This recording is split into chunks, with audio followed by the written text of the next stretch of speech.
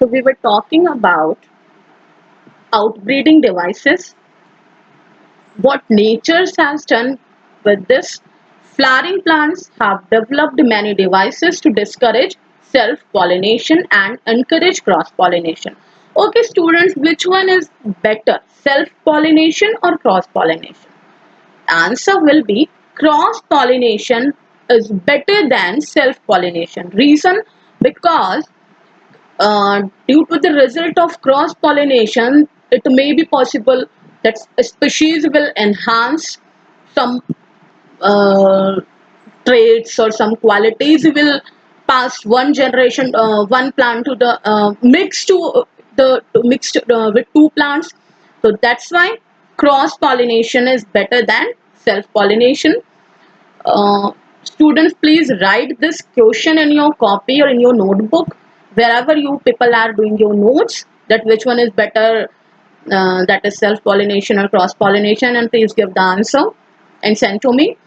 So pollen, what nature has done for this, pollen release and stigma receptivity are not synchronized. Means to say, the time of pollen grain release and stigma receptivity. What is stigma receptivity?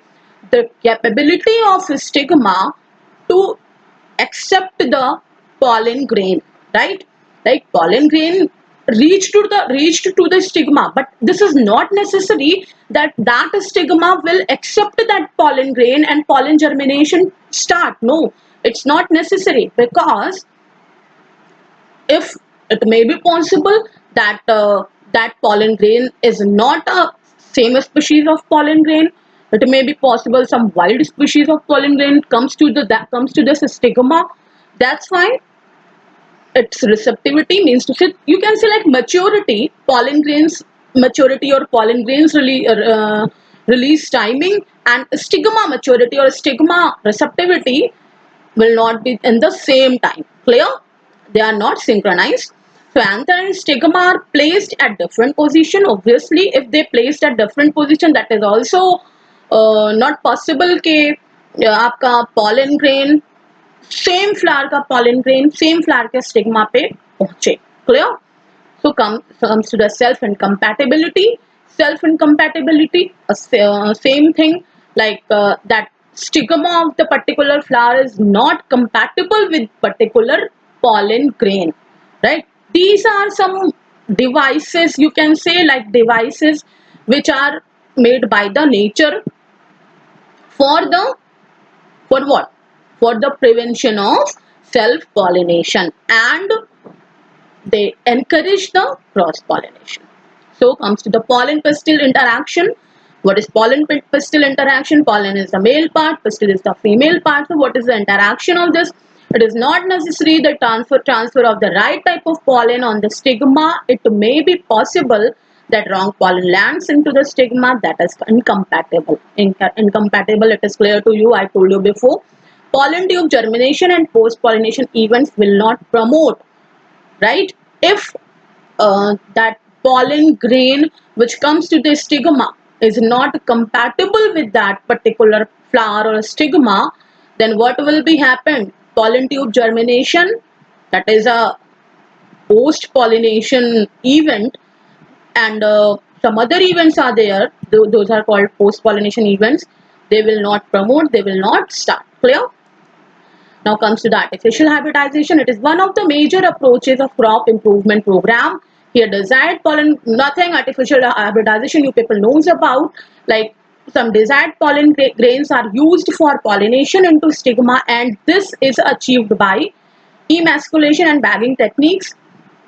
Artificial hybridization, these are the it is used by some techniques are using for the artificial hybridization, like emasculation and bagging technique. After bagging there is a tagging also. What is emasculation? It is clear by name, removal of anthers or removal of masculine part or removal of male part, right? How it is possible? What we will do, or what they will do in the artificial hybridization, they will remove the anthers before anther dehiscence. Dehiscence means breakage of anther wall, right? Dehiscence means brokerage or breakage. Clear? So before the anther dehiscence, it will remove from particular flower with the help of forceps. You know the forceps. Then what will be happen? Bagging technique. What is bagging? That emasculated flowers have to be covered with a bag of suitable size, generally made up of butter paper, to prevent contamination of unwanted pollen. Why bagging is required here? Why? Because if you have done emasculation, possibilities can be there. You have emasculated that particular flower, but some other pollen grain, some other contaminated pollen grain, you can say like undesired pollen grain comes to the stigma, right? So you will just covered that particular flower or bagged that is called bagging technique.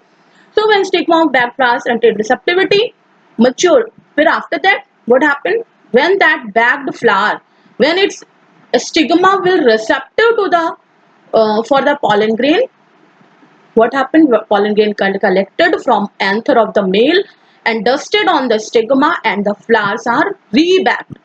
After dusting of male part, after dusting of anther, again it will be rebagged for the prevention of contamination of some other pollen grain. Clear?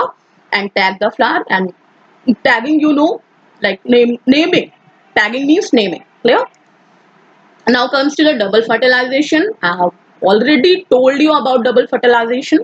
The pollen tube releases the two male gametes into the cytoplasm of the synergid. You know the synergid, you know the antipodal cells. I told you in my last video. So one of the male gamete move towards the egg cell fused with nucleus called syngamy, result formation of diploid cell.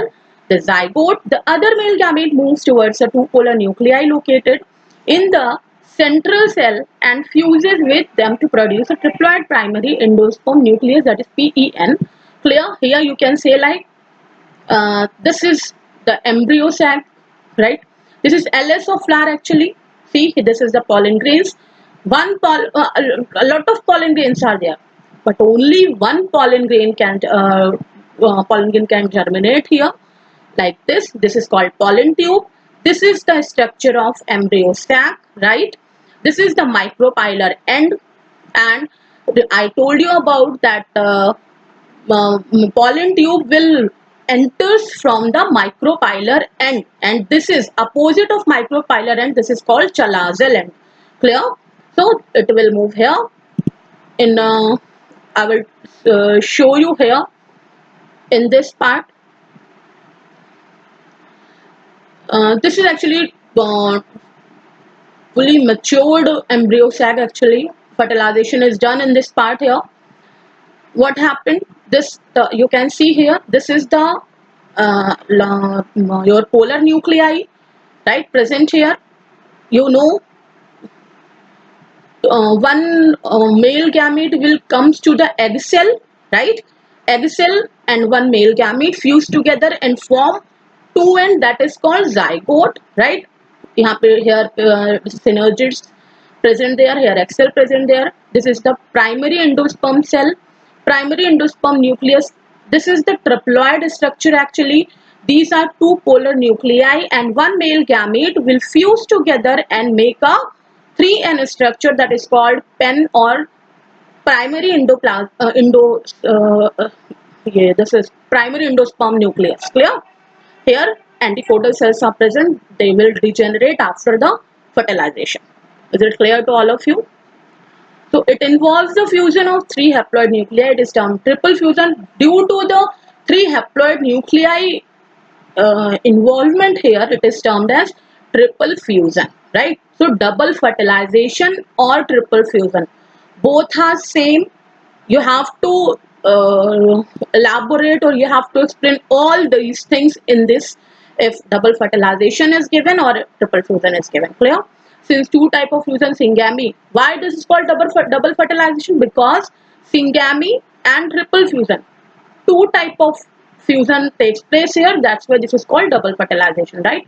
Zygote develops into an embryo, that is 2N structure, and while PEN, primary endospermic nucleus, it develop into endosperm which provide nutrition to the